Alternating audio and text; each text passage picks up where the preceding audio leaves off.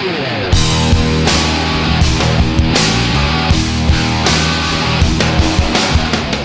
now listening to The Bryan Callen Show with your host, Bryan Callen. Ladies and gentlemen, I want to welcome you to. We're actually going to be teaching a whole new language on this podcast. It's called MMA for the Mind. Yeah.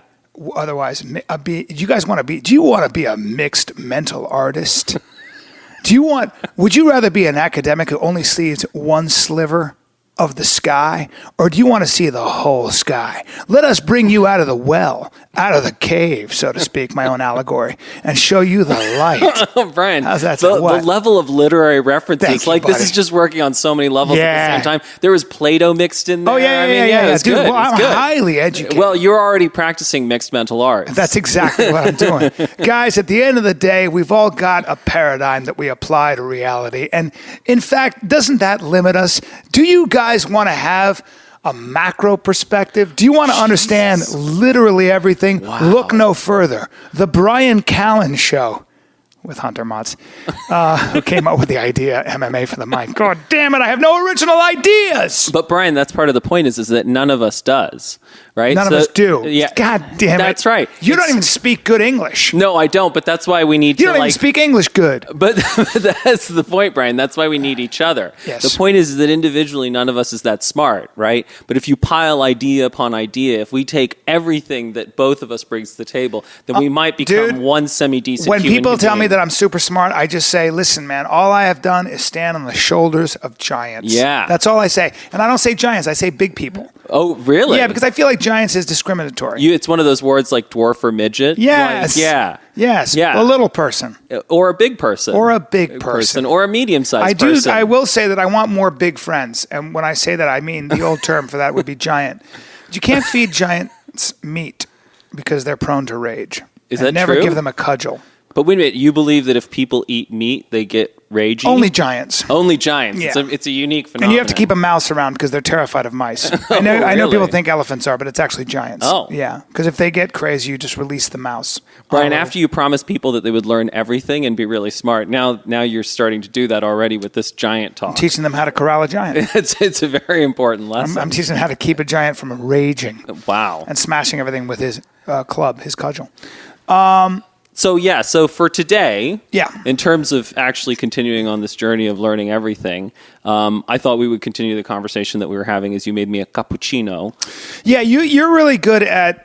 I always turn to you for because so many of us have these feelings, right? They're based on for me, we started out by talking about how some of these rappers, like The Game.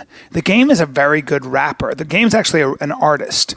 He's got a lot to say. His music is really, really good. At least the first album that I listened to. I'm not a rap guy, but I really enjoyed his first album.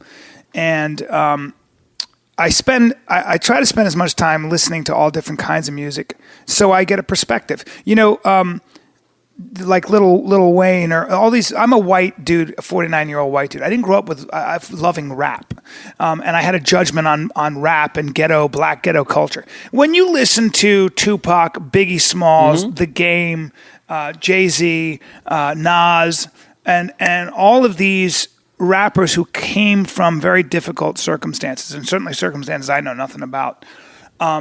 What you find, of course, what a surprise is they're highly intelligent, they're very poetic, they feel deeply, and they are artists. So it's a really neat perspective for me. But I saw The Game. He's been posting these pictures along with this other guy who's a model, and with his half-hard dick, which is very impressive, by the way, Wow. in underwear and holding it and then taking a selfie with it.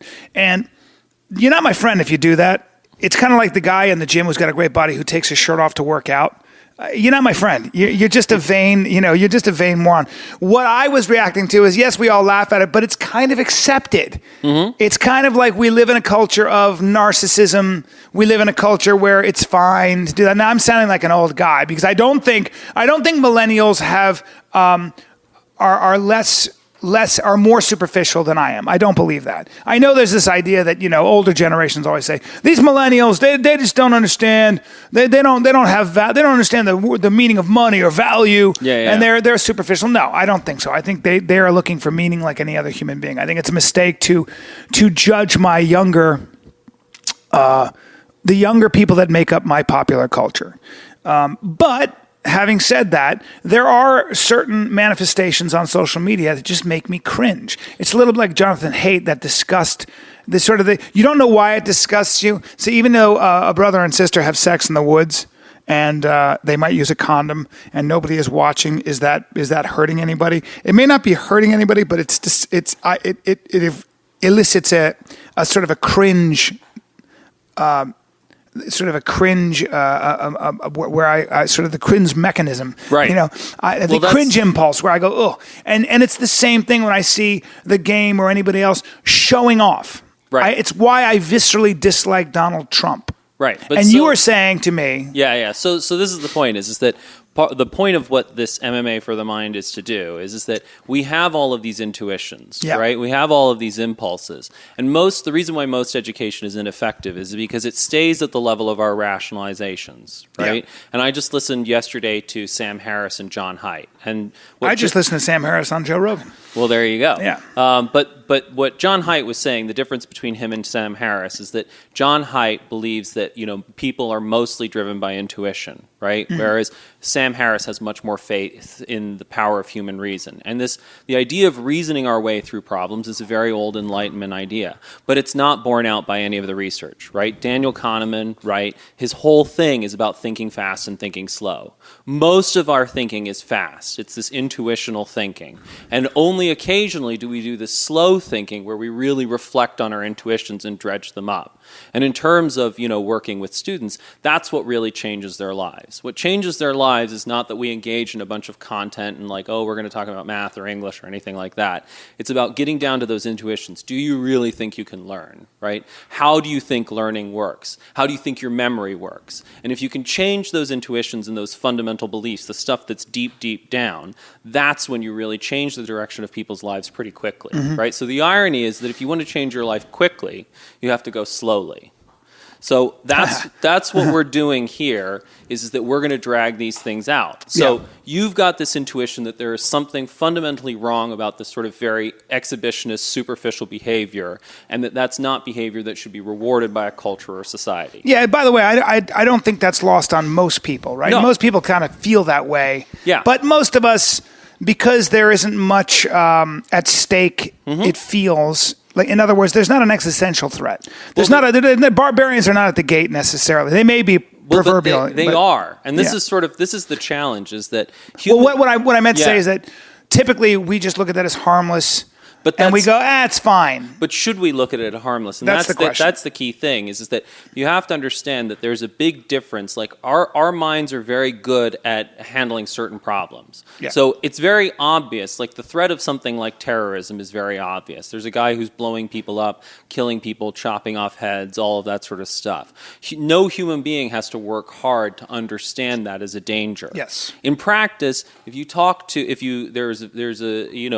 read someone like George Friedman talking about, is terrorism an existential threat? It's not. Right. The reality is that Al-Qaeda or ISIS, as it stands today, could never occupy Minneapolis. Right. They could never, they don't have the capacity to fly in enough troops, parachute This is not the Mongols. This is not the Mongols at the walls of Baghdad. No, they can't. Yeah. The whole point of terrorism is that it's how a weak enemy damages a strong enemy. Mm-hmm. So what they do is that they do things that are so emotional that create terror that what happens is that we overestimate the danger of them and then we expend a bunch of resources. Yeah. Maybe undercut our own freedoms, etc. 100%. And fundamentally this is something and stand in line for a long time at TSA. Which is significant. But it's all these things that start to weaken and damage the society, but it's a self-inflicted gunshot wound. Right. That's the real point. And all of the mujahideen who are the guys in Afghanistan who came out of this, they understood this. They understood that the way that you make something like the Soviet Union fall is that you bankrupt it. Mm-hmm. And that's exactly what they're trying to do now, and the problem is that we buy into that thinking because we don't really understand terrorism, the majority of us. But Separately, there are existential threats that are much more vague, like campaign finance. Campaign finance is one of these things where it's not that any one of the actions seems so bad, right? It's very hard to pin down. Yeah. And it's also hard to even understand. Well, exactly. Some things are insidious, right? Right. They're insidious. It's like it's almost like somebody said, you'd rather be a Coke addict than an alcoholic because Coke is so devastating quickly that 3 years later you look around, you have no resume, you got no family, no house, right. and you can get yourself together. Alcohol can take 30 years before you wake up and go, "Oh no, this has actually affected me." And I think it's a similar thing. Eating disorders, right? Yeah. So, I mean, the point is, a person can live without alcohol. A person can't live without food. So, people who have eating disorders, they're constantly trying to like manage something and being like, "How do I eat like in some sort of reasonable way?" Right? And rather than going to some sort of extreme. So, these sort of insidious threats that you're talking about. That's what the change in social media represents. It's insidious. And I posted on Twitter and I sent you this question, right? Who is more of a threat to Western civilization? Kim Jong-un or Kim Kardashian? Which Kim is the bigger threat?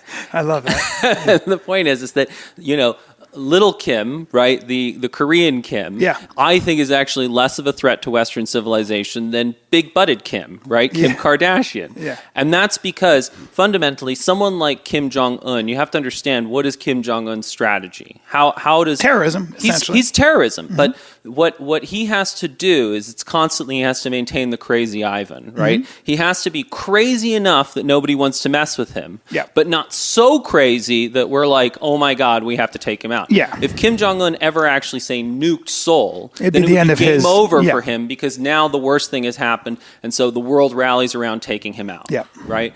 But, so he can terrorize his own people, and he will terrorize his own people, and he can spread fear around the world, but there are limits to how much damage he can do, right? Yeah. He remains the hermit kingdom.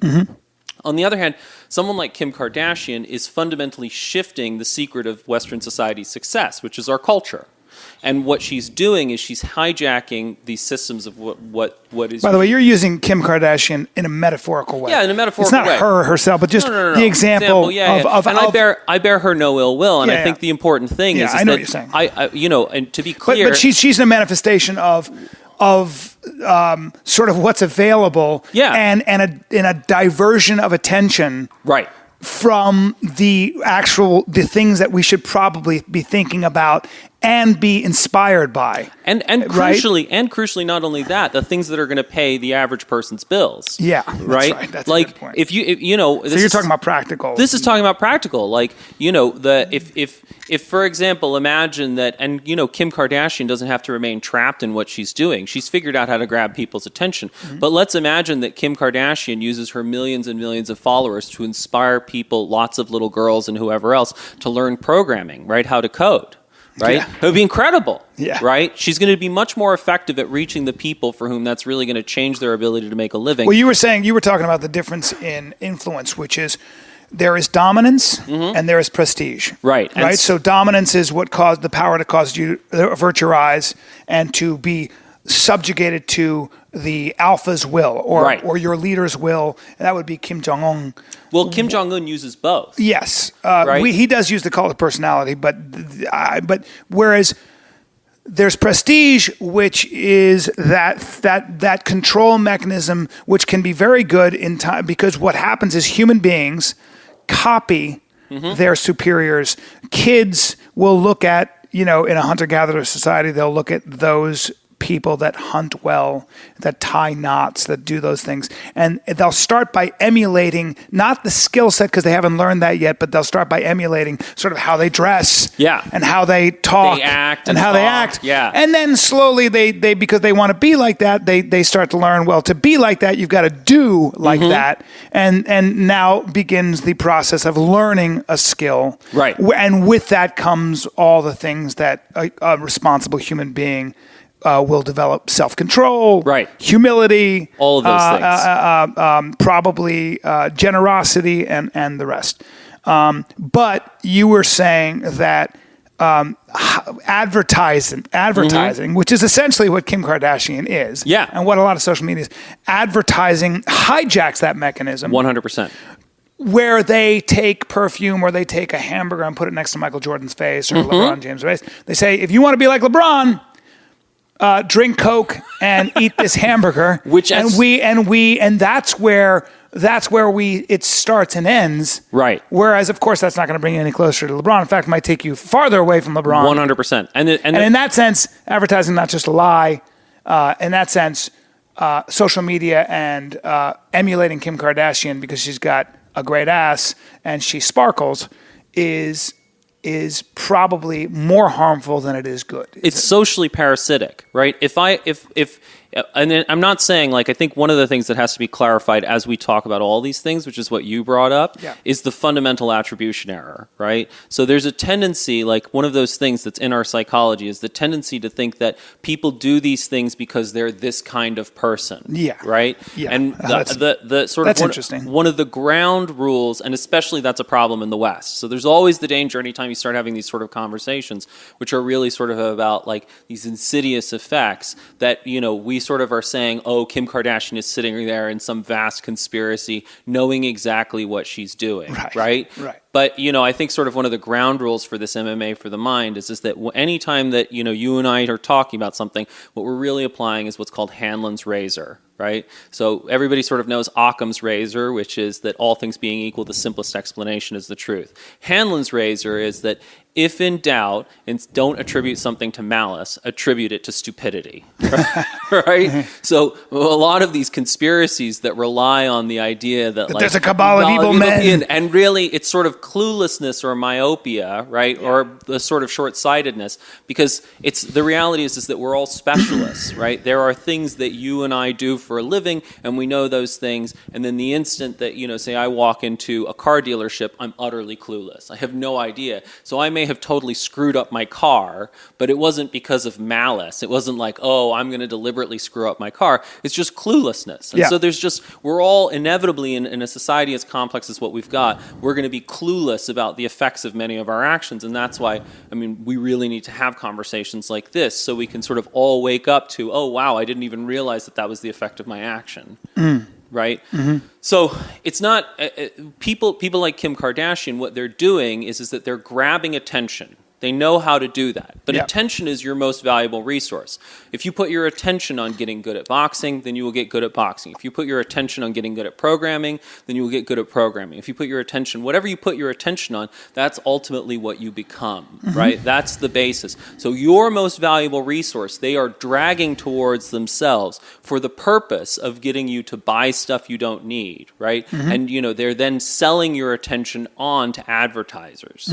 So you have to be aware that it's okay. Like we all have we all have these impulses. We have this impulse to be attracted to sex, to be attracted to shiny things, to be attracted to, emotion. What's popular? Yeah, what's popular. What has status and all reputation. these sorts of things. But, for the listeners, I think the practical value is to be aware that we have this tendency to blindly copy what prestigious people are doing or what people who grab our attention are doing, so that you can then say and reflect and say, do I really want to do that?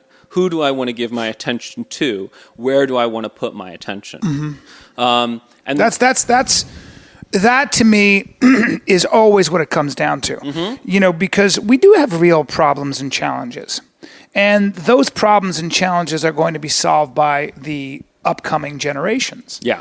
And I do think that it is a question of there's only a limited amount of emotional and mental energy you have. And I think that, like anything else, too much eye sugar is going to take away from what you could really accomplish. 100%. What you could really contribute to the greater good. Because it really, in a lot of ways, comes down to that, doesn't it? Doesn't the people that revolutionized the human condition?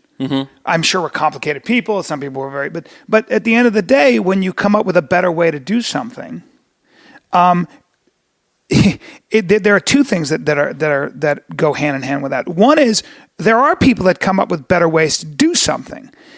However, getting that idea and that mechanism out to the greater good, i.e., our popular culture, is a completely different thing. Yeah. It's a completely different thing, because what we're talking about now is getting that idea out there and accepted and put into practice. And for whatever reason, and mainly if you listen to Jonathan Haidt, it's because we're emotional creatures. We have a hard time, what is the word? Putting that into our mental arsenal. Well, our specifically, our practical arsenal. I think one of the important things in talking about cultures is that very often cultures set themselves up to sabotage their own goals. The way the culture is set up doesn't actually serve the goals that they want. So there are things that we want, right, as a society. We want our children to be educated. We want, everybody to be as healthy as possible. We want, fiscally responsible government. We want all of these things. But we have cultures and different competing cultures that have values and beliefs that don't serve those goals. Yeah. So, for example, there's often this notion among sort of Democrats that big government is good for the poor. Mm-hmm. But it's not. If you read someone like, Hernando de Soto's The Other Path, or you read Luigi Zingales, who we had on the podcast, A Capitalism for the People, right? Big government, really complicated legal systems are good for people who can afford expensive lawyers, which is the rich. Yeah. So what you actually want, it's not that you want, and a lot of these arguments are rather silly because people talk about wanting big government or small government. What you want is you want elegant government. You want a government that is simple as possible, but no simpler.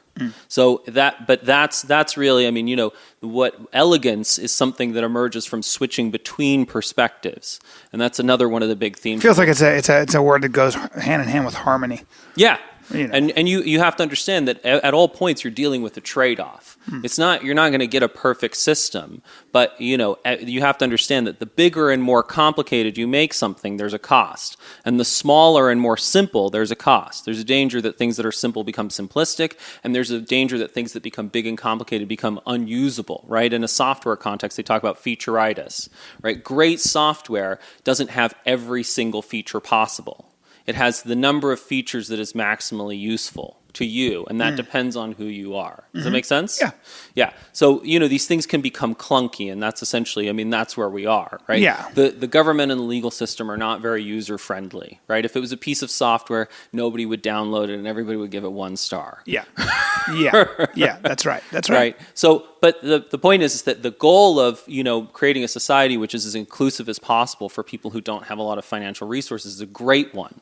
But that doesn't mean that our cultural beliefs and intuitions actually serve that goal. Yeah. Right. And so that's what we have to do, is we have to dredge out those intuitions and then examine them and see, do these intuitions really make sense? That's probably, you're articulating my emotional response to things like the game showing his dick. Yeah. But that's exactly the point of this. But so Dan Bilzerian, yeah, all those guys.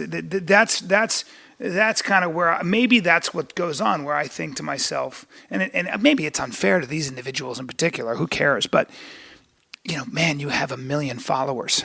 But that's the thing. You could do a lot with that. Well, exactly. And I'm being, again, though, I understand somebody saying, come on, dude. He never signed up for that. That's not his. He's a business. He's trying to make money himself. He doesn't even understand that. Of course. But yeah. But let's talk about dream scenarios, right? So there's I guess that is what maybe we're being too theoretical. No, but I don't think so. I think the point is that Kim Kardashian has a problem. Let's talk about Kim Kardashian's problem. And her problem is she needs to turn the story. She needs to maintain interest, and she needs to keep people interested. Yeah, kind of like Madonna or Dan Bilzerian or all these sorts of things. And how long can they do variations on the theme of like, oh, I have guns, I'm surrounded by prostitutes, look at my big prostitutes. plane. Well, that's Dan Bilzerian's girls that need thing. help. They're girls that need help with their rent. Oh, okay. I'm sorry. God damn it. I won't. Anyway, some of them have real tits too. Keep going. Jesus. But Dan Bilzerian or Kim Kardashian, they have to keep people interested. Yeah. And so if you really want to keep people interested, like if Kim Kardashian really wants to turn the story, well, imagine if Kim Kardashian actually starts changing the world and improving young girls' lives or whatever it may be. I mean, what better rebuttal to the haters? Like, well, you've been hating on me. It's kind of like what Oprah did. Yeah. Oprah realized she had this incredible audience, and she created a book club. She got people on there that were talking about things that actually mattered. It really does come down a lot of times to those people that appeal to your appetite. Mm-hmm. And then those people that appeal to the bigger ideas. But the point is that if you think about what Oprah achieved with that book club, right, that was good for Oprah.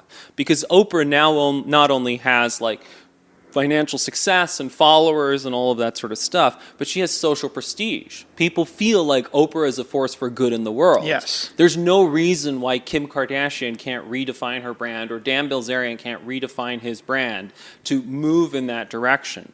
From a learning point, that's almost not their responsibility. It's not. Though. That's the thing. It's again, it comes down to it. We were talking about this Gary Taub's book, who I want to get on the podcast, who wrote a book, Why We Get Fat and What to Do About It, which was a shortened version of Good Calories, Bad Calories, a book I also read, which is a very big book. But it's a great book because, and I heard him talking probably 10 years ago on NPR about the idea that food should be treated like a drug, and our entire paradigm, the idea that eat less and exercise more is how you lose weight is wrong. Mm-hmm. And that the idea that dietary cholesterol and fat causes you to be unhealthy is wrong. Mm-hmm. None of that has ever been used. None of that has been proved in human experimentation. In fact, probably not even in rats. And the people that were driving this debate were people like Ansel Keys and Jean Marr, who were charismatic guys who had an agenda and stumbled upon this thing and extrapolated from there. Blah, blah, blah. The point is that we know if you talk to real exercise physiologists, strength coaches, in fact, even bodybuilders, CrossFitters, that there is a way to keep the fat off. There is a way to be optimally healthy. And a lot of times it has a great deal to do with saturated fat, animal protein, vegetables, no sugar, no carbohydrates. Try getting that very simple philosophy just to your diabetes doctors. Right. My buddy has type 2 diabetes. When I told him how to change his diet, his doctors at Cedars-Sinai, and I'm not exaggerating, but my buddy Jerry McFadden at Cedars-Sinai, or it was Mount Sinai in New York, were like, we don't understand why your blood sugar levels are at 100 because he's not eating bread. Yeah. But it's amazing. Again, we always talk about how frustrating it is. It's amazing how slowly these ideas that can really be a force for good and change. It's amazing how slowly those ideas and part of jump to the other side. Well, but also part of it is that part of what I want to achieve here, and I think we should aim to achieve here is that we all know that unchecked power is bad. Right? We want to check the power of the market, right, through competition between different companies. We want to check the power of government, right, through voting and all this sort of stuff. But the great unchecked source of power in our society is intellectual power. Right? Doctors have a huge amount of power, right? Scientists have a huge amount of power, and they should be responsive to the research. But there's a complacency and a sort of conventional wisdom that exists in these fields, and the citizens are supposed to hold them accountable. Does it make sense? Yeah. Yeah. Or, teachers. But the citizens have got to know the difference. Well, exactly. And that's the crucial thing. You go to your teachers. What people don't realize, especially in education, there are all these whacked out theories that float around education, and they don't drag them out. They don't explain them to you in parent-teachers conferences, but they're how they run their classrooms, how they approach teaching. And, most of the time, parents are sort of shopping at this very high level, right? You shop for a school, and you're like, oh, this school is nice. It has a swimming pool. It has all of this sort of stuff. But the real question is, whatever. But the real question is, what does the teacher believe about education? What do they believe about human potential? What do they believe about how you deal with mistakes? What do they believe about all of these things? What is their understanding of the individual human mind? And that never really happens. And that's the level that really, really matters. And so it's the same thing. You go to your doctor, right? How do you shop for your doctor? You shop for your doctor because, they have a degree from this university, right? Some sort of piece of paper. Somebody whatever. recommended recommend them. That's always cracked me up when they say he's the best. He's the best doctor. Yeah. How do you know he's the best doctor? Where's the data on that? Well, you know what I mean? No, we went to the best. This guy's the best. Is he the best? But he's got a white beard and he's at a hospital. I get it, but you don't know that. You don't have data for that. But that's about those feelings. Everybody wants to believe they're going to the best. And like if you look at the psychology of what happened around Bernie Madoff, right? All these people were highly defensive of Bernie Madoff. And anybody who came in and sort of said, I don't know, 10% returns every year, it seems a little fishy, right? They were like, you don't know. How dare you? Like, he's the best. Yeah. Right. But so again, like I think a large part of this is accepting how simple your brain is. Right. You have these sort of impulses towards he's the best, and we use that again and again. But once you become aware of that and you can spot that, then you don't buy into that. And that's the same thing that you're already doing in terms of the doctors. You're like, really, is he the best? How do I know? So you're a little bit more skeptical, and then you go and you investigate and you make your own decision. Mm-hmm. And you also have had these experience with this Gary Taub book. Is it Gary Taub? Yeah, Gary Taub's. But you're aware that but through doing this, you understand that good ideas don't necessarily diffuse. They don't. Conventional wisdom has always been a problem, and it is still a problem in many fields. We were talking about. You gave me that study where sailors were dying of scurvy 200 years after the first controlled experiment. Proved that a little lime juice will keep you alive. That's right. You won't have spongy gums. And your teeth won't fall out. They won't fall out, and you won't fucking die.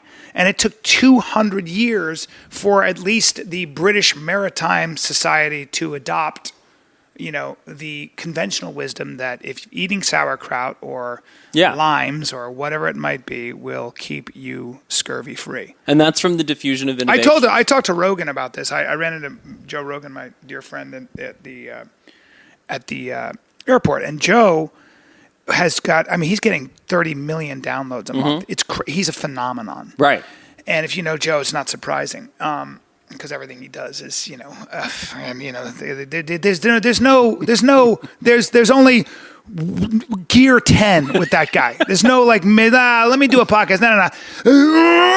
Like everything about him. I'm going to do archery. I'm going to practice 12 hours a day until my back breaks. He's out of his mind. Right. But having said that, what I've noticed with him, and I've been listening to his podcast, is he's having people on his podcast like Christine Summers, Sam Harris, leaders of thought. And I said to him at the airport, I go, because I borrowed your term, I said, dude, you're the bridge. You are the popular bridge. Like it or not, he hates that stuff. He's like, dude, I don't like this. I got to get out of here. But I said, you, whether you know it or not, are this popular bridge between the big ideas and everybody else out there. 100%. And that's a huge responsibility. I didn't mean to put it on him, but, that's that. Without someone like that, who, by the way, is a comedian first.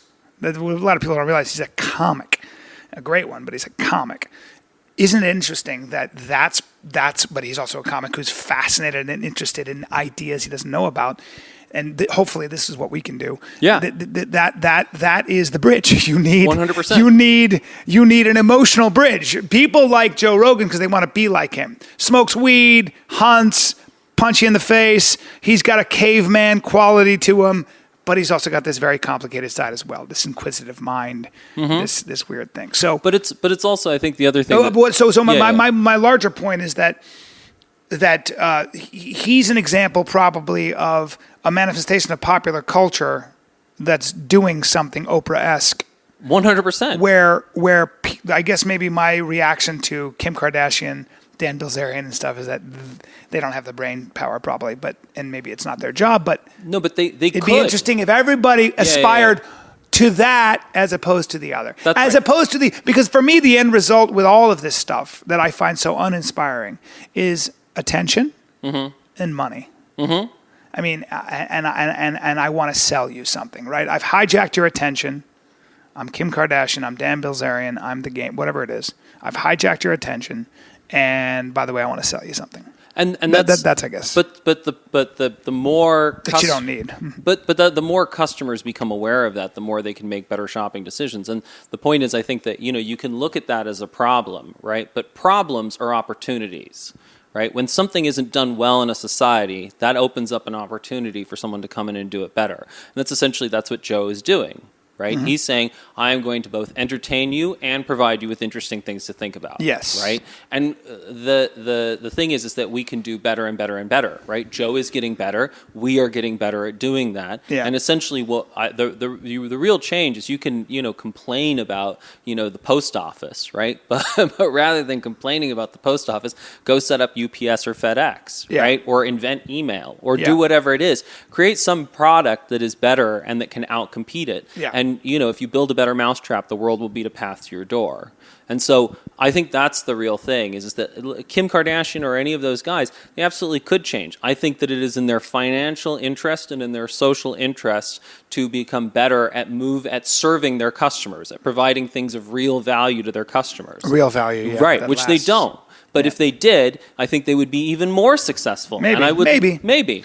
But it's a tough thing. Again, you were talking about something that I thought was a really interesting idea, which was that we live kind of in a duality here where we have meaningless entertainment and we have boring education. Yeah. And so whenever you start talking about, like, if you really wanted to get into a conversation about politics, like a real one, because I've had so many conversations with people that are successful, that are friends of mine, but if you really want to start debating the ideas and the questions, if you want to get into the root causes of problems, like campaign finance reform and stuff, well, man, it's a long conversation over dinner that's going to require some thought, patience, cultivation, research. And nobody, and I don't want to do that for fuck's sake. I mean, or I do, but I understand people going, dude, I'm just trying to relax, man. Right. I'm just trying to have a conversation and a laugh. I'm a silly goose. I'd rather laugh first over everything else. So I get it. I get it. But see, that's. But I'm saying, that we have to figure out a way to make education less boring. No, but I think that's the point. I mean, that's why, I'm excited to do this with you, right? Rather than doing a podcast with Larry Lessig. Yeah. Is because that's your superpower, right? Again, like Joe Rogan, you are a bridge. You feel perfectly comfortable in the world. I'm also taller than Joe. It doesn't matter, but I wasn't going to say wide, that. but I'm taller. Yeah. But you have that ability to blend those two things together. You feel comfortable in the world of ideas, but you also feel comfortable in the world of comedy. And so when you create things that are both, then you have something that's really compelling and really interesting and can really move those ideas. Yeah. Right. And, whoever it is that ends up doing it, whether it's Joe or you or Adam Carolla or some person we've never even heard of, the more people that are doing this and moving these ideas and doing it in a way fundamentally, I think that is practical for people's lives. And that's what people don't realize is that ideas are tools. Just as much as your iPhone is a tool, so is an idea. And you can practically use it to make your life better. We've already talked about a few mental tools that you can use here, like being aware that I blindly copy things. Right, being aware that my attention is my most valuable resource, and I should be really cognizant of where it is being pulled to. Right, these are tools that you use to make better decisions throughout the day, and that's what MMA for the Mind is really about: is teaching people better mental tools. Yeah. Those two tools that I just mentioned, along with a whole bunch of others, are just as fundamental to having a good mental game as a punch is fundamental to MMA or a kick is fundamental to MMA or whatever it may be. Well, I really liked Joseph Hendrick's book, The Secret of Our Success, because it kind of gave me a way to talk about race and a way to talk about how you separate human beings. So the way right now we speak about the differences in human beings is things like black, white, Asian, and those are actually meaningless categories scientifically, and they tell you almost nothing besides appearance, almost nothing about the differences or rather the similarities, which is probably more important, between human beings. Well, they tell you, if you were to say to me, well, white people are actually just black people who need less sun to produce essential vitamin D. I mean, if you were to do that, which is really kind of the idea as we move to higher latitudes, we ended up having to lose the melanin in our skin because we needed vitamin D. That's one example. I mean, but there are, by the way, I may have way more in common with a indigenous Japanese forager or a Tanzanian forager based on the enzymes in my saliva than the tribe right next to them. But then the big sort of question, I think that for me always the big takeaway or the big thing to think about, right, is there's hardware, right, and that's your genes. Yeah. And then there's software, and that's your culture. And fundamentally, none of us at this stage with our level of technology can really do anything about your hardware, right? You can work within your hardware. You can epigenetics. You can jumpstart dormant genes. That's right, and there are things that you can do in terms of working with it. Overall, I'm not going to become a black man. Well, Brian, I think I mean, there might be if you practice The Secret and you really sort of do a vision board of yourself as a black man, maybe which is it'll exactly happen. what I'm doing. This is what it really comes down to. The issue is that the game has a bigger. That's always what it comes down to. That's always what it's going. The first thing I would ask ex-girlfriends is dick bigger than mine? Smaller? Oh, cool. She's lying to me, but I'm fine. I can now sleep. But that's a good girlfriend, one who lies to you about these things. That's the only kind of woman I date. Exactly, including my wife. But the real opportunity and the opportunity that we sort of haven't paid enough attention to is what happens when we update our culture. And the reason why race matters is because people believe race matters. Right? And it's by changing those beliefs, regardless of what your skin color has to be, that you can start to get better and better opportunities. Because, you can overcome those ideas. Yeah. But well, yeah, I mean, that's kind of what I was trying to get at. I think the more you learn about evolutionary biology, and I think Henrik is an evolutionary biologist, isn't he? Yeah, he draws together. I mean, to write a book like his, you have to draw together research from a lot of fields like anthropology and all these sorts of other things. But that's a good example of the more you know about 100%. How the science, the more you know about how our machine operates and how it came to be. That's right. In a way, it's interesting because it'll make you more egalitarian. Oh, 100%. It'll make you less prejudiced. Yeah. It'll make you more fair. There's one thing I noticed about people that are not informed, that don't take the time to really understand why, for example, in my opinion, someone like Trump is a demagogue and what a demagogue means and why a demagogue is not so good for the trajectory of our culture and where we're headed, where we want to head. What happens is when you are relying on your fast thinking, on your emotional response, on your triggers, you are going to latch on very quickly to something that feels good immediately. Yes, I'm sorry. To yes and that, though, I think that, my brethren, right, who went to Harvard, they don't do a lot of slow thinking. They mostly do fast thinking. It's a different kind of fast thinking, but there isn't a lot of reflection. In other words, highly educated people are not necessarily immune from fast thinking. I think, if anything, that's the point. And this is sort of Haidt's big objection is that, what has happened in what he calls the academy, but essentially elite universities, is that it has become so left-leaning that everybody is surrounded in an echo chamber of people who think like them. And so it just becomes this, they're going down this rabbit hole. Yeah, exactly. And they don't fundamentally ever really have to think. And, the fact that they spent, $40,000 or whatever a year on that education in inverted commas doesn't necessarily mean that it's good, right? And the fact that there's a long history and sort of prestige associated with that brand doesn't mean that the thinking is good. That's interesting. I mean, for me... So what it does, the fast thinking in that sense makes you, whether you're from Harvard or you're somebody else, somebody I have in mind, is you are ultimately not a very fair. You're not being fair. You're not wise. Is really what it comes down to, and I think that's one of the big distinctions. Is that there are throughout history. There have been people who have known lots of facts, right? There are endless numbers of high priests in every period of time who know huge numbers of facts about their holy scripts. Look at the Nazis, 100%. Highly educated people. Or, if you go back to, the Catholic Church during the Reformation, those guys know so many facts about the Bible. They can quote the whole thing chapter and verse. Including Greek philosophy. Right. But that doesn't mean that they're wise, because wisdom is fundamentally, so when I talked about elegance, that's a good example of wisdom. Wisdom is what emerges from switching switching perspectives. When you switch between perspectives, because that's actually how the human mind works, you come to solutions that are better, right, than what happens if you just sort of narrowly look at things one way. If you narrowly look at government and think it should be big, right, then you constantly dial down on that sort of solution and you veer further and further away from a good solution. If you constantly think that government should be small, then you dial down on that solution, you go that way.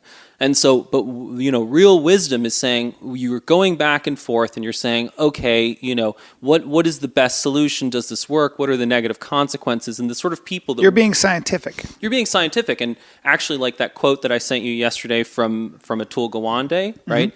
The scientific mind is an experimental one, not a litigious one. So it doesn't get involved in legal arguments about, doctrine and detail and all this sort of stuff. It's playing around. It's playing around with different perspectives and trying to find solutions that work. By applying data and by applying measurable experimentation, right? And by questioning your assumptions, which is... Always starting with doubt. Always starting with doubt and skepticism and wondering and seeing what the effects of your choices are. And that's what Haidt is. That's why Haidt is so... it finds it so objectionable that the academy has become so left-leaning. Because fundamentally, their assumptions are never questioned. Human beings will always have blind spots. That is one of the effects of culture. And that's why you need people around you who think differently so that they can point your blind spots out, right? This idea is an old one. It's in the Bible, right? Jesus talks about, you hypocrite. You see the splinter in your brother's eye, but you do not see the log in your own eye. And so that's why you need people around you who think fundamentally differently so they can constantly be pointing out the log in your eye. And then over time, if you keep picking out that log, your thinking gets better and better and better, and you start to become wiser. Yeah. And if you're surrounded by people who think exactly like you think, right, it's a much more reassuring and comfortable feeling, but you don't get wiser. That's something that we all deal with. I was so influenced by my father because I love him and I admire him, and he's a very fair, smart guy, but he has an orthodoxy to his thinking. I parroted, I adopted it, hook, line, and sinker, because it made so much sense and because I felt he was right. I remember thinking, if my dad was the president of the world would be awesome. And it might be more awesome than it is right now. I like the way he thinks because he basically believes in maximum personal freedom, and he'd probably, if he were the emperor of the world, he'd probably get away. He'd have a strong police force and strong courts, and just literally just not rule anything and just step off. Fine, but the point is that one of the harder things to do, especially as you get older, is switching your perspectives, is continuing to question your assumptions, because it's really easy, even with these conversations and the conversations that we have with all these smart people. It's really easy to start to kind of gel. And settle into a new orthodoxy. Another word for a new religion. Yeah. We were talking, you were saying that atheists are just as religious in many ways as scientists are just as religious as, Well, they have a vision of salvation, and their vision of salvation is if only we could get rid of religion, then the world would be better, right? And I've talked about this before on the podcast, and I get certain tweets from people who feel that I'm not being fair, right? And essentially, what I'm doing is, in terms of those deep intuitions and what Haidt talks about in terms of moral foundations, is I'm violating certain norms around loyalty and authority, right? By their standards, I don't have any authority because I don't have a PhD. To talk about religion? To talk about religion, to talk about evolutionary science, to talk about any of these things, right? I only have a bachelor's degree from Harvard, which to some people is not very impressive, right? There are people who really respect academia and think you have to have a PhD or a professorship to be able to talk about these things. There's also norms about loyalty where they really believe that, these people are doing a good thing for the world. And when you then challenge those foundations, then it sounds like you're being arrogant. As opposed to, that you're speaking as clearly as possible, having tested your ideas as much as you can. And for people like you and to be fair, you've read everything. I've never not everything. Well, no. To be fair, you're the most well-read person I've ever met. And not only that, you've had long conversations with a lot of those authors, right? And I've been lucky enough to be privy to that. But so you have your bachelor's degree, but you're Well, pretty fucking educated. But that's the big difference, I think, between science as a startup and science as a mature institution. If you look back to 1776, sort of the early days before they even had the word science, right? Back, in the time of Newton or Ben Franklin, they talked about natural philosophy. They didn't even have the word science. The word science doesn't even appear until the 1800s, right? Really? Yeah. So scientist is, I think, for the first time used in, 1865 or something like that. It's sometime in that sort of period, wow. right? So these ideas didn't even exist, and you have someone like Ben Franklin, who Ben Franklin has no degree, right? He was an apprentice in a printing shop and just sort of was interested in these things and just sort of casually read around and tried different things out. And, he was involved in like defining the Gulf Stream. He did experiments with lightning. He did experiments with electricity. He invented the flipper, right? Like for swimming, right? Stoves. He was a tinkerer. He played around. He was an amateur. And so what that means is that his knowledge ends up being very broad because he's constantly exploring around in different fields. Yeah. That's a big, big difference from what happens when you have a mature institution like science today, right? It's the same thing as what happens for the startup to a company. When you start to get further on, you get complacency, people get feared about losing what they have, everybody gets divided up into departments, and the departments don't really talk and they don't really see eye to eye. Nobody has a real overview of what the sort of big vision of the company is. And that's the problem that we've run into in terms of doing this podcast, is that we talk to these scientists and we often find that we as generalists, total amateurs just reading books, often have more familiarity with what's going on in the adjacent field, right, or in another field than the experts do. Well, one of the most stark examples of that was David Sloan Wilson, who is a brilliant man. 100%. David Sloan Wilson is the guy that all the other academics we've had on the podcast mention. They talk about his work. He wrote Altruism Exists. Altruism. What is it? Altruism Exists. Yeah, that's a great book. Altruism. He's an evolutionary biologist, and he is a seminal thinker. And when we were talking about EvoCon, a convention on evolution, and there was a little idea that maybe I would host it or something. I think Rogan would be better for that. But essentially, he said, I said, well, if you're looking for sponsors, you get an agent. You get an agent who would find you corporate sponsors for something like that. And David Sloan Wilson, this erudite scholar, said, Brian, this is fascinating. Are you suggesting that there are people that one can go to raise money, to actually that have contacts with these corporations? Hey, David, it's called an agent. Dude, how cloistered are you? Yeah. Again, this is a guy who spends all his brain power on that, on other things. But even within science, so I had, along those lines, right, in that email chain, I had a conversation with David Sloan Wilson, and he said at some point we should figure out how to get ideas to move. Right? This is something we should really study and figure out. And he'd written this whole long paper about how we might start to begin to tackle this problem.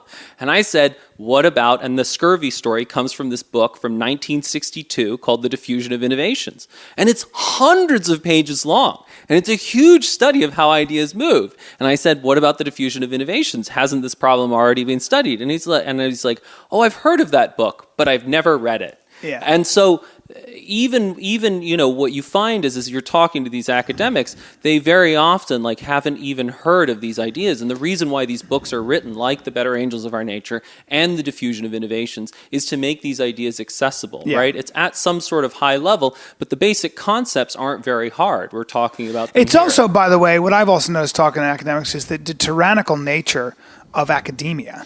I mean, the tyrannical nature, and it is a tyranny. Don't kid yourself. Every academic I talk to is so afraid to step out of his area of expertise 100%. Because the backlash can be career-ending. 100%. I mean, it's vicious. So, I'm only an expert in this field, and you and I know, I've learned that there's a language to education, right? I mean, there's a language. There are the seminal thinkers. There are the big movements, the big ideas, and the big movements. When you get that, everybody speaks that similar language, and then you kind of branch off into your area of expertise. Right. Probably a little bit like medicine, right? It's fascinating to me to see how even in academia, ideas are stonewalled. Yeah, they're not moving. Yeah.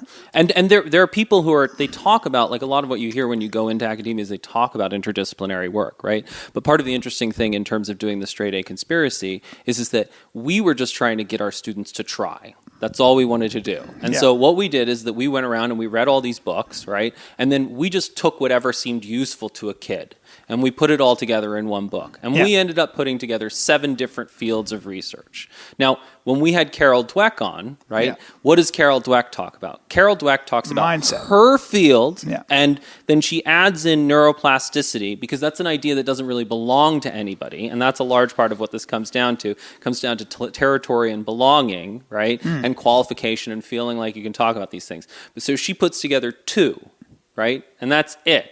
And that's because, we have an advantage over Carol Dweck because we don't have to worry about tenure. We don't have to worry about, politics. We don't have to worry about people, getting into the minutia and like trying to tear us down. We're just trying to deliver something practical for a general audience. Mm-hmm. And in doing this podcast, that's the real goal is that we don't have to deal with any of those things that academics have to deal with. Viva the internet. Exactly. Viva podcasts. We can just slap all these ideas Free speech! Yeah. Freedom! and if some academic comes on and tries to attack us and says you're oversimplifying things, we get to say, yes, we are simplifying things, right? But the question is not are we creating something that is elegant? And that is really the key, is the level of complexity that is useful to a general audience. So if you look at, for example, how does the public think about, germ theory, right? We believe in germs, right? And there are these little invisible creatures that I've never seen, and if I perform a magic hand washing ritual, then they go away, right? It's a very simple belief, but it delivers, most of the benefit. I don't get much extra by understanding that, there are gram-positive bacteria and there are gram-negative bacteria, and there are these different types of protists. Like, that extra level of knowledge doesn't serve the practical choices that I make in life. That's interesting. Right. So if you want, you could go online and, you could go into someone like Joe Henrich's book and you can go into the sources and you'll find a whole bunch of papers on prestige and dominance. And if you want, you could then go read the papers that those papers are based on. And you could spend thousands and thousands and thousands of hours digging down into that research. Yeah. But I don't know that you get anything more elegant than just understanding that there is prestige and there's dominance and that these two things are different. And so that's really the point of this MMA for the Mind, is that it is designed to be elegant. And in fact, I don't know a whole lot about actual MMA, fighting MMA, but I suspect that what happens is that as you merge different styles, there's an elegance that emerges from that. You learn how to fight. Yeah. In other words, you know how to react to somebody trying to end you because he might be a really good boxer, in which case you take him down. He might be a really good kicker, in which case you step in and get, you wrestle him or you box him. There are 1,000 things that essentially you learn how to fight. So boxing is the skill of hitting somebody with your hands above the waist, whereas kickboxing is doing the same thing with your legs and your hands, where you're trying to kick or punch them to the ground or unconscious. Grappling is where there's no kicking or punching, but you learn how to put somebody on their back, get on top of them, and hold them down for 3 seconds. Or submission fighting is learning how to submit somebody, chokes, arm locks, etc., so that they have to tap out. And again, if a grappler tries to stand and punch a boxer, he's going to sleep. But then you put it all together. Exactly. Yeah. And that's the crucial thing. And now you learn how to fight. You don't learn how to box or wrestle. You learn how to fight. And nowadays, as MMA is taught or passed on to the next generation of fighters, they don't make them go and okay, first you're going to have to learn Taekwondo and Jiu-Jitsu and kickboxing, and you have to learn all these separate disciplines separately, and then you can begin to put them together. Right? What's happened is that it becomes more efficient. And that's what we're doing here. Is that you learn MMA. You learn MMA. And that's what we're going to do here is that rather than you having to go off and learn economics and anthropology and all these different things, we're going to give you MMA, right? Which and is why simple. is that? So we can make sense of the world? So I think there are, in terms of like the customer, right? There are two practical benefits, right? So the first thing to understand is that culture, right, is the toolkit that you use to survive in a particular environment. So for example, there's a great thing in The Lost City of Z, which is about like going to find this lost city in the Amazon. And the Lieutenant Colonel Percy Fawcett wanders in and he meets these locals, the Guarayo. And the Guarayo, what they do is they have these leaves that they take off of trees and they crush them on a rock. And then this fluid runs into the river and it creates a milky suspension. And then they wait a little. And then all these fish suddenly float up to the surface and turn over, right? And the little boy goes in and he just goes in and he picks the fish out of the water. That's all he has to do. He just has to pick them out. Yeah. And he only picks out the fattest ones and leaves the skinny ones in. And then he waits and then the cloud dissipates and then the fish swim away. They've literally stunned the fish with this leaf, and that's all they have to do. So cool. But that's culture and environment. That culture is useful in that environment. It's not useful in the Arctic. It's entirely useless in the Arctic. Yeah. And the reason why all these European explorers died is because they had this great culture that allowed them to know how to go down to the store and buy cans of tinned beef or whatever it is. Play the violin. Build incredible cathedrals. All that sort of stuff. And that's great culture. But the instant that you're in the Amazon, it's totally useless. Yeah. And so these guys die. So what has happened is that we don't have to physically move for our environment to change around us. Technology now changes that. So what's happened is that the educational system, for example, is still based on the idea of the industrial age. The reason why Trump has become so popular is because there are people who have a culture that is suited to a different environment than the one we live in. And so they don't know how to survive in that environment. And so the solution really is to, give them the... Well, they're looking for a blunt instrument. Yeah, and fundamentally they're blaming the wrong people. Yeah. Like if the people that the Trump supporters should be blaming is not Mexicans, they should be blaming people like me. They should be blaming people who went to Harvard, who have created all this technological disruption without then providing people with the skills and the training and all of that sort of stuff to be able to succeed. Yeah. We have simultaneously changed the environment and then we have driven our own liberal agenda in terms of how education is done. So we refuse to talk about beliefs, values, and all of that sort of stuff. So the real enemy here is me. And so this is my attempt in part to try and make So that you're right. the real threat to Western civilization, not Kim 100%. Jong-il, not Kim Kardashian, and that's why Hunter fucking Motz. And that's why I tried to distract you with blaming Kim Kardashian. God is because damn. it's really me. You're an evil yeah, it's true. son of Hanlon's a bitch. razor doesn't apply to me. I am truly evil and malicious. Jesus. It's amazing, right? Amazing. You're a big Dutchman. But so the first thing is, how do you create wealth in a knowledge economy? And the crucial thing is that with the industrial age, it was about teaching people skills, right? So they teach you how to read, write, arithmetic, right? And there's a great quote from Alvin Toffler that the illiterate of the 21st century are the people who don't know how to learn, unlearn, and relearn.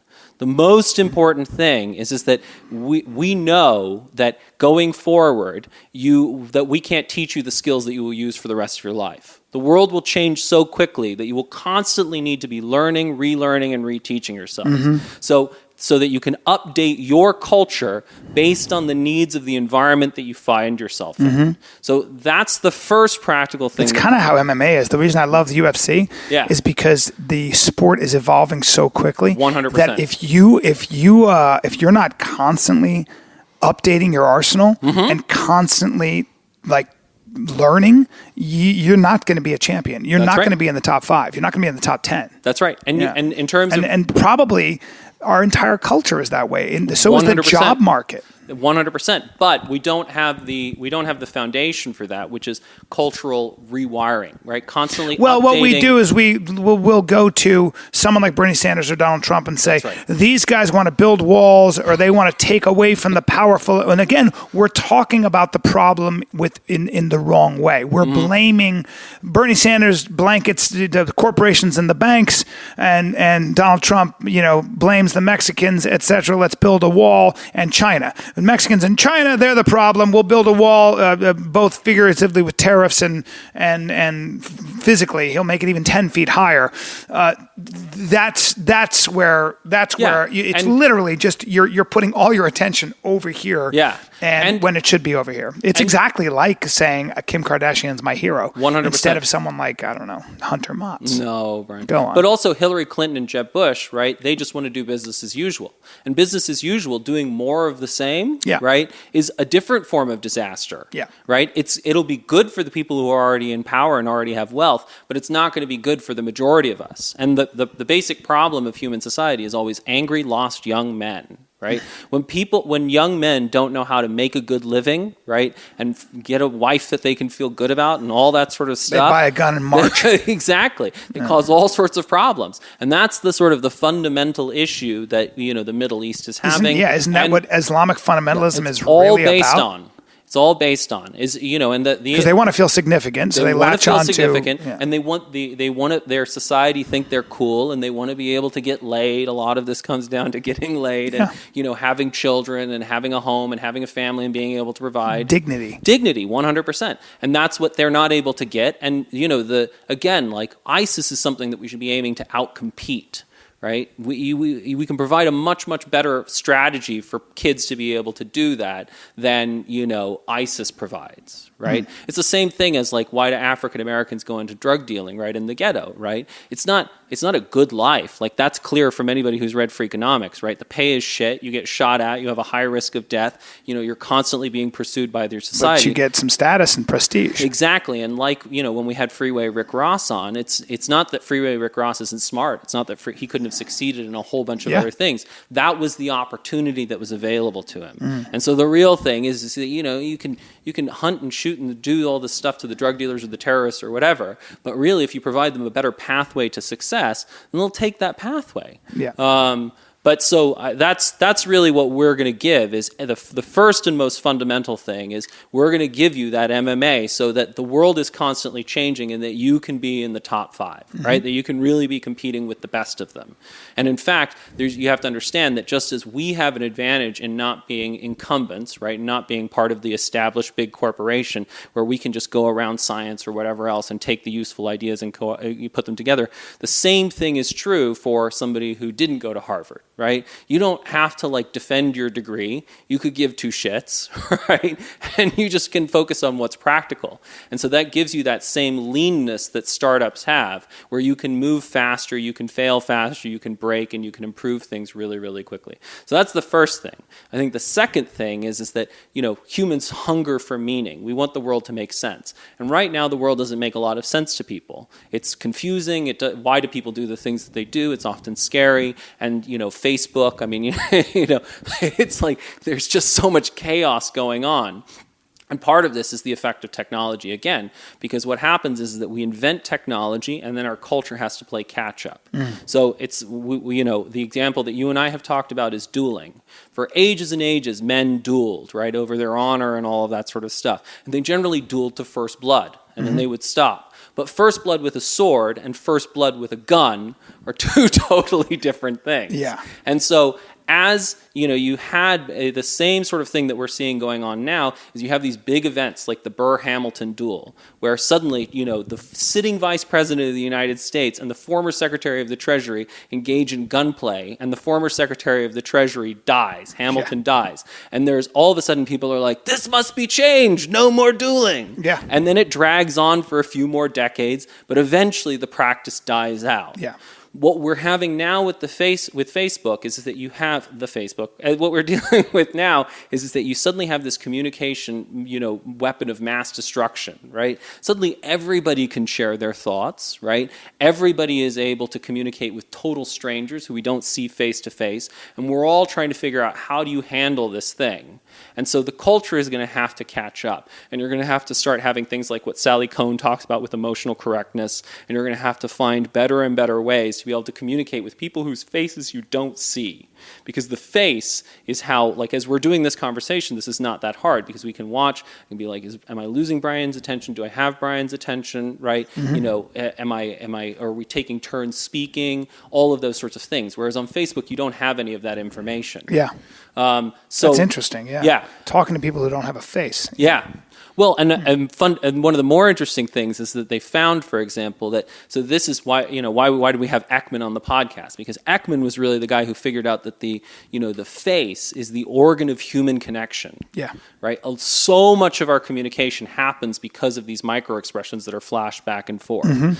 And what the amazing thing is that plastic surgery screws that up because you can no longer Botox. Yeah, it really does. And they found, and what it does, it creates an experience of loneliness because you're not getting that emotional feedback. Wow. Back and forth. And so, you've cut down the bandwidth. So I can no longer receive emotional information from you and I can no longer give it effectively. Jesus Christ. Right? And I was about to go get some Botox, but I don't want to make anybody lonely or myself lonely. Yeah. I mean, I think that's the real thing is, people talk about like... I'm never getting Botox. I'm kidding. Keep going. But I mean, a lot of these things, right? Like people are upset about plastic surgery. And if you want to talk about plastic surgery, well, you can talk about it being bad or you should get comfortable with aging. It's like, no, it's really simple. You have a trade-off between, do you look good or are you lonely? Yeah. And, more information. Yeah.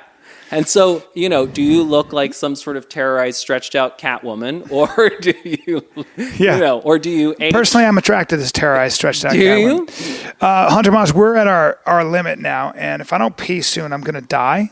Oh, wow. Yeah.